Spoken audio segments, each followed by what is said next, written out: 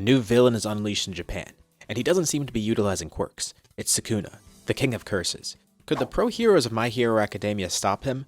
We'll set this up like a gauntlet, including heroes who might have not existed in the same era. This won't be an order of weakest to strongest heroes either. We're just going to take some of the top 10 heroes in Japan as of the War Arc, as well as Star and Stripe, Prime All Might, Deku, Dynamite, and Shoto. You'll first go through the top 5, then face Star and Stripe, then All Might. If he makes it through that, he'll face a new generation of heroes, Dynamite, Shoto, and Deku. Every character used will be at their peaks, hence why I'm using Deku last. And just like my other Gauntlet videos, if Sukuna even has a low chance of moving on, we'll consider it a success, though we'll note when his chances get very low. But if it isn't a hard stop, we're continuing the video. So let's start by covering Sukuna's abilities. Now, I'm sure you're all pretty familiar with it. We'll be using him at full power. Since we're taking him at his strongest, we'll say this is the same Sukuna that killed Gojo, with a full heal on top of that. He doesn't have Maharaga or anything either. But he's going to have his cursed tools, and most importantly, his world dismantle, so Maharaga already did adapt for him. I won't go too in-depth into his stats and such, because we have covered it in a previous video, so I'm just going to use everything we covered there already. If you do want more in-depth scaling, I suggest watching those videos, and just to see how I got where I got to. So typically when talking about his attack power, I usually place him around large city level. I also like to highball his speed, especially in videos like this. I know it is pretty contentious, but we're still going to use the highball here. I'll typically put him anywhere from high relativistic to a few times faster than the speed of light, so let's just say he's right above light speed. It also does help for this video because otherwise, if I wasn't highballing him, he would be severely outsped at the onset. We won't go over his powers either, I'm sure you already know what he's capable of. I'll bring up important things about the powers when they're relevant, because we want to keep this section brief. His powers and hacks are more important to this video than his attack power because he's outclassed from the get-go when it comes to that raw strength, but his special abilities aren't. So, now time for the actual gauntlet itself. We'll start off with Mirko. You might think that this is a weird place to start and that she gets cooked. Maybe you're thinking, oh, she just has the powers of a rabbit, how's that going to help her? And even if she's a top 5 hero, there's no way she could stand a chance, right? Well, I'm using her as an example of how strong My Hero Academia characters are. She actually scales much higher than Sukuna in terms of raw stats. Her attack potency and durability are both multi-continental level. And I'm sure that might shock some people, like why is it so high? Well, based on her fight with the high ends alone, that's what puts her up here. The high ends are stronger than the first Nomu that appeared, which was shown and stated to be around All Might's level. Even though this was a weakened All Might, who stated this Nomu took 60 times more punches normal than Prime All Might would have had to give, this is still a really strong level. Of course, the USJ Nomu did have quirks that allowed it to fight All Might a lot more effectively, but even its base strength was compared to All Might. At least according to Aizawa, even without his quirks activated, the base strength of the Nomu alone is equivalent to All Might. In his weakened state at least, so we'll say weakened All Might is around the same level as the USJ Nomu, who's surpassed by the high ends. And towards the end of the series, Mirko actually takes on these high ends. She actually fought multiple of them at once, and it's not just strength either, it's speed too. We could see this because in the Pro Hero arc, Endeavor was outsped by the Nomu there. At that point, Endeavor's around relativistic speed, so those high-end Nomu will actually be at that point too, and she's above that. You know, just for having rabbit-like powers, she seems really strong. Anyways, on paper, she could take Sukuna's attacks and probably even just kick his head clean off. But that doesn't tell the whole story. Sukuna's techniques and hacks are built to ignore conventional durability. Cleave can obviously be adjusted based on the durability of the target, although it's not like he can infinitely adjust it. And then once his domain expansion is in play, he's going to be landing guaranteed hits as well. Not to mention, a furnace attack would insta-kill her. As we'll calculate later, Sukuna's furnace is incredibly hot. I'd wager the dust explosion he creates in his domain isn't powerful enough to kill Mirko on its own, but the heat of the arrow alone is the problem, explosion or not. Of course, he will have to meet the conditions necessary to actually activate the furnace in the first place, but still. And any damage he takes can be regenerated. Of course, she could overwhelm him, but without soul attack, she's not causing permanent damage. And even if Cleave does have an upper limit for the durability it can be adjusted to, which it seems to be the case, that doesn't matter because the World Dismantle doesn't care. That cuts through anything, regardless of durability. So despite the gap in attack power and durability, she still gets taken out, because she doesn't have the toolkit to deal with Sukuna's abilities. But keep that in mind going forward. Mirko, who doesn't have any crazy hacks besides rabbit powers, outclasses Sukuna in terms of raw power. A few characters here aren't at her strength, but she's setting a high bar, and it'll go even higher. I feel a lot of people do underestimate her, but the way the scaling goes, she's pretty cracked. Though with us highballing Sukuna's speed, he's probably faster than her at least, even if it's by a little bit. Also, I don't know where to put this in the video, but one point of contention that I want to address here is how souls work in My Hero Academia, and their links to quirks, because souls are going to be more discussed in this video as we go on. Souls undoubtedly do exist in My Hero Academia. There are multiple examples of this. But if they're linked to quirks, and Sukuna can see and attack the soul, does that give him an easy hack to attack quirks directly? Maybe even surgically remove them? Well, it's not really clear how the soul links to a quirk, if at all. Sure, we have the vestiges that Deku has, or the memories of all the quirks All For One and Shigaraki have, but those aren't even confirmed to be quote-unquote souls. Yeah, they could be, but they also just could be a representation of genetic memory, or a copy of the personality of the user. But vestiges are not souls, at least not fully. The souls of previous One For All users aren't living inside of Deku. It's more like a memory of their personality. At least that's how I interpret it, especially with All Might himself partially manifesting a vestige while still alive. Quirks also seem to be linked to the user biologically instead of spiritually. Drugs can affect quirks, and it's baked into a user's DNA. I don't think there's anything to strongly suggest that quirks are also soul-based, outside of the rare quirks that actually do work with souls. It's really vague and honestly up to interpretation, but for this video, based on my own interpretation, I'm gonna say quirks and souls are not linked. It's an interesting thought though, and if this were the case, Sukuna would have a bigger advantage here. In the instance that this were true, he could probably disable quirks with soul attacks alone. But I don't think there's enough to support that theory. Anyways, let's move on. Next is Edge Shot. Now, just because he's above Mirko, that doesn't automatically make him multi-continental in terms of his attack power. Rank isn't based on strength, so he's cooked here, isn't he? Nope. He has his own feats too. Now, I don't believe he has the raw strength that she has because her power specifically makes her physically stronger. His feats are pretty few and far in between, and they come from the Shigaraki fight. He was able to harm and withstand attacks from Shigaraki, but only when he stretched himself thin. And I use the term harm very loosely. He wasn't dealing serious damage, but his attacks weren't doing nothing. Now, I wouldn't say this makes him multi-continental. Part of his quirk is becoming small enough to surgically enter people and bypass durability. I know some people like to scale him to that level, and I think that's fine, but only when he's stretched out. Durability-wise, he does scale there thanks to actually taking Shigaraki's attacks in his normal body, but for attacks in his normal body, it's pretty unclear. It doesn't seem like he's the physically powerful type. Speed-wise, he definitely scales to her though. So let's say he'll be using his power to harm Sukuna. In his normal body, it's kind of up in the air, but he's obviously going to rely on his quirk anyways. Though Sukuna could counter him pretty easily. If he activates his quirk and tries to attack Sukuna's internals, two things can happen. One, he succeeds, but Sukuna can regenerate. This is useless. It'll cause some temporary damage, but with reverse curse techniques, Sukuna could heal, and he could even beat his own heart if it stopped. He's incredibly resilient. The other outcome is that he does this and gets thin enough to the point where he's less durable, and Sukuna could just slice him up. And probably even easier than normal. Because of him being so thin, even a regular cleave might work because he's focusing it to such a small point that it's going to magnify the power a ton. In his normal body, despite durability, a World Dismantle is fast and strong enough to kill him too. This fight's actually going to be easier than the last for Sukuna, and this fight is definitely more in his favor. Now, it's not going to be a cakewalk, but I think he's going to clear this pretty handily. Next up is Best Jeanist. Jeanist surprisingly also scales to a similar speed and durability. His quirk relies on the power of his threads, and not his actual attacks though. But his fibers do scale to the attack power of someone like the previous heroes we discussed. Oddly enough, in a fight with Sukuna, Jeanist's main issue is versatility. His quirk is great for binding or immobilizing opponents, but it's not effective against someone who could just slice the air around him. No matter how strong the fibers are, Sukuna could cut through them like nothing. And it's kind of like what I said for Edge Shot. Even a regular cleave might be adjusted to account for the stronger targets. Now, like I said before, I don't think it can infinitely scale cleave to become stronger and stronger with every target. I think there's gotta be an upper limit. But I do think that when he's focusing on smaller targets, especially like things like fibers that are pretty thin, I think he'd be fine cutting through this.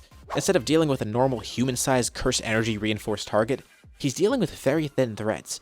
Focusing the full power of a cleave on a very tiny area would probably just magnify the strength of those attacks if anything, and he could just cut through them like nothing. His domain would also guarantee hits, of course, which means even if Jeanist had him restrained for a second, it wouldn't matter. And the threads might not be cut by regular slices, but when Jeanist and his threads are bombarded by these slashes and Shrine, he's not going to stand a chance. So despite the attack potency difference, I actually think Sukuna has this one in the bag. This fight's probably even easier than the last, so even though we're at the third fight in the Gauntlet, things have actually gotten easier for him. His power is a perfect counter for Best Jeanist, although things will get harder from here on out.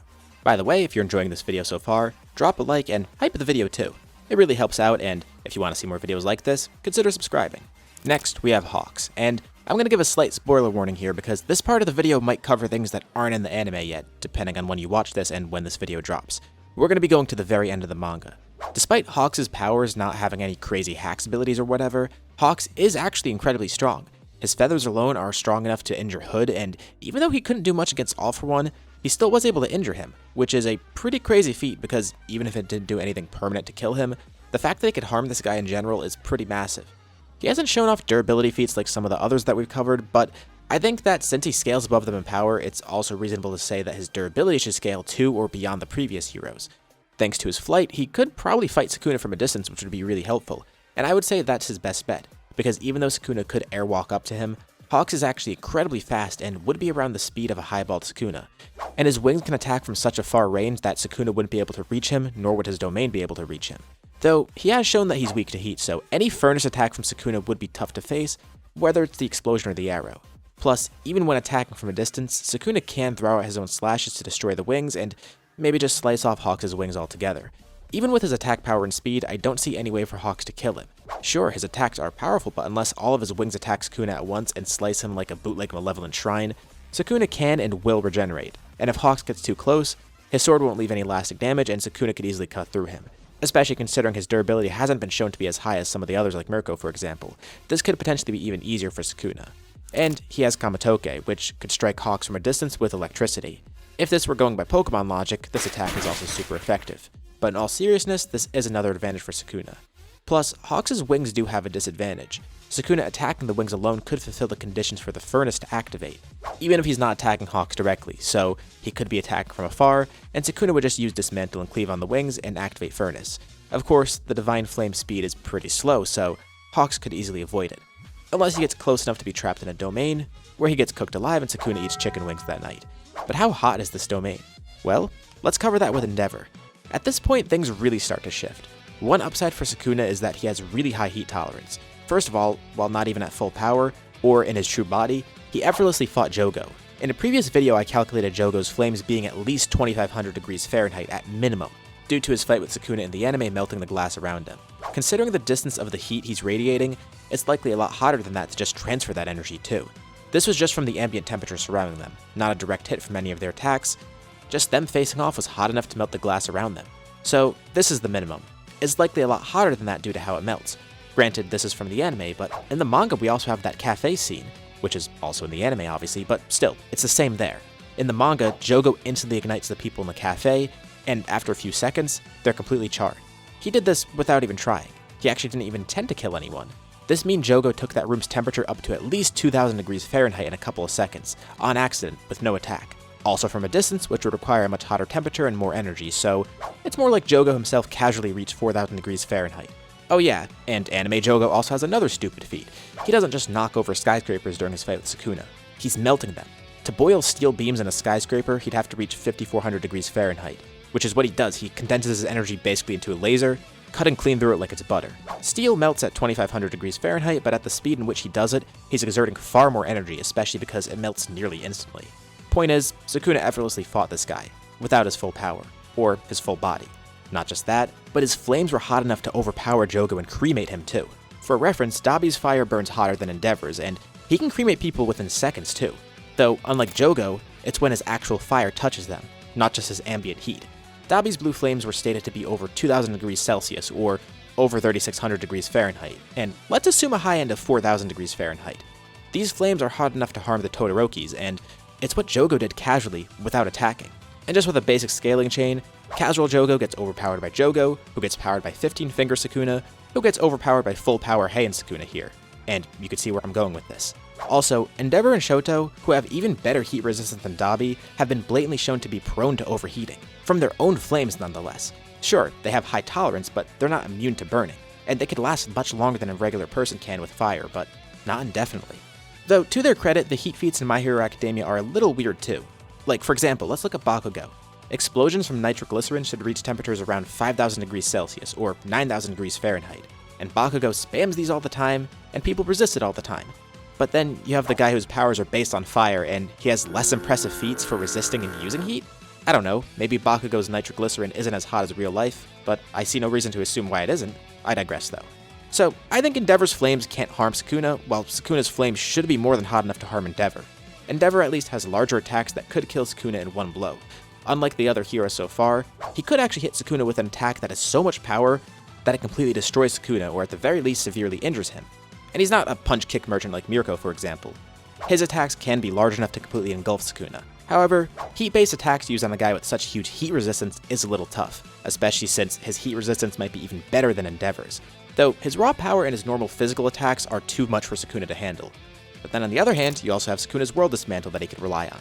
So Sukuna can win by outmatching his heat, or by using a World Dismantle, but Endeavor has more paths to victory, and Sukuna's normal attacks won't be strong enough to harm Endeavor, while Endeavor's normal attacks could brutalize Sukuna, though he can regenerate. If Sukuna goes all out from the start though, he can win. This battle is more in his favor, but since Sukuna isn't a guaranteed loss, let's move him on. We've got Star and Stripe next, and this will just be her without any military support, so no extra weapons, and to even this fight out too, we'll remove Kamatoke from Sukuna. Star's quirk is really busted. Unfortunately, Sukuna's a really good counter for it, and it's for pretty much the same reason Shigaraki could counter it. He's inhabiting Megami's body. We've already seen that Sukuna could use Megami's soul to take the brunt of the attacks, so the inverse should be true. He could swap out the souls to take on whatever Star is applying with her quirk, but that's not even necessary. She wouldn't know Megami's name. Alright, well, what if it was just Hei and Sukuna without incarnating into someone? Well, she wouldn't know Sukuna's name either, because Ryomen Sukuna isn't his name, it's just a title. Sukuna has no official name, and given the fact that thematically he's defined by his strength and lacks a true identity because of that, he probably doesn't even have a name in general. If that's the case, he is the perfect counter to Star. She'll never know his name because he might not even have one. But even if he does, she doesn't know it, nor the fact that he's sharing the body with someone else, whose name she also wouldn't know. Now, Star could do a lot of other things with her power, but she can't directly apply any rules to him. She'd have to use the environment around her or buff herself somehow, and typically she has the super strength rule active at all times, so that would leave her with one rule to use. She might try to apply one to Sukuna and then realize that it's not working. Sukuna could then take advantage of the confusion and kill her right then and there. But if she keeps her distance and recognizes this quick, she has a lot of paths to victory. If she knew anything about Jujutsu sorcery, she could easily say something like, I negate all cursed energy, or whatever. Like usual, a World Dismantle or Domain could easily take her out, and with her not knowing Sukuna's name, he has a real good shot at confusing her right off the bat and exploiting that moment. Of course, she scales just under All Might in speed and strength, and she also has the speed feat of dodging radio waves, so when I highball Sukuna with him dodging EM waves and saying he's relativistic or light speed, it's only fair to apply the same to her. We'll say that both have equal speed, and she mogs him in power. If she deactivates her self-buff, that would be really stupid, but that would also be really bad, because then she loses the strength advantage, and I don't see her doing that, but it's worth mentioning. She could even just use her All Might strength and say something like, I cannot be cut, using those two rules together to be immune to everything besides his arrow. Though, her rules do have limits, like the fact she couldn't make herself above All Might, but given the gap between her power and Sukuna's, she might actually be able to counter his power with rules alone. So, she could find some creative ways to kill him, but she can't attack him directly with her quirk. And if she tries to touch him or gets too close, she risks death from a variety of attacks. A lot tougher for Sukuna to get a victory here, if at all, but let's move him on regardless. Next is Prime All Might, and honestly, I think this is overkill. Even if we used Weakened All Might, it would still be overkill. Because Prime All Might is cracked. Just as a point of reference, Deku was able to clear the skies with enough power to destroy entire continents. That's the amount of energy needed to do something like that. Oh yeah, and if we take All Might's estimate at face value when he says he would have only taken 5 punches to kill the USJ Nomu, that means Prime All Might is 60 times stronger than his weakened self. Now, unlike Deku, he isn't as versatile. He doesn't have all the other one-for-all quirks, he just relies on the raw power of the quirk itself. All Might has insane heat resistance too. If we take Bakugo's explosions at face value, as I mentioned before, All Might should have even better resistance to heat than Endeavor does, which is kinda crazy. Not to mention, while weakened, he could resist all of those attacks from Bakugo with no effort. And a weakened All Might also has better durability than Endeavor to boot. And we're talking Prime All Might here, so he's beyond all of these. So, All Might could destroy Sukuna with a single punch. He could take any and all slash attacks. The heat of Furnace shouldn't bother him. He outspeeds Sukuna, even highballed. He can attack from greater ranges with more power, even with less versatility. I think it's safe to say that the gauntlet stops here.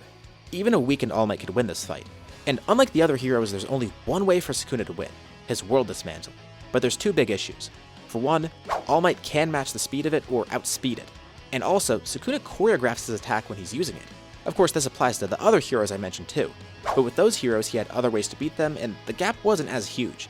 For All Might, Sukuna can only rely on this. And even if he uses some sort of vow or gives the sure hit effect to his World Dismantle somehow, All Might could easily escape Malevolent Shrine, and that's not just because it's open, but because it's only about 200 meters of range.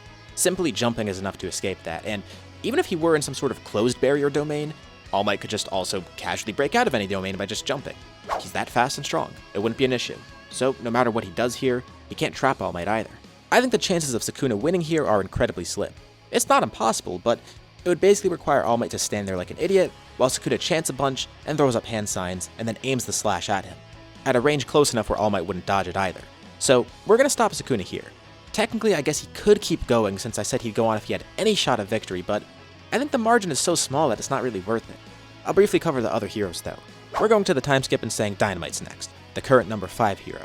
For what it's worth, Bakugo definitely could resist Sukuna's heat since he could handle his own blast, and his quirk is nice because explosions could wipe out Sukuna in one blow, though Sukuna could weaponize it against him, slicing up the environment around them to provoke a dust explosion.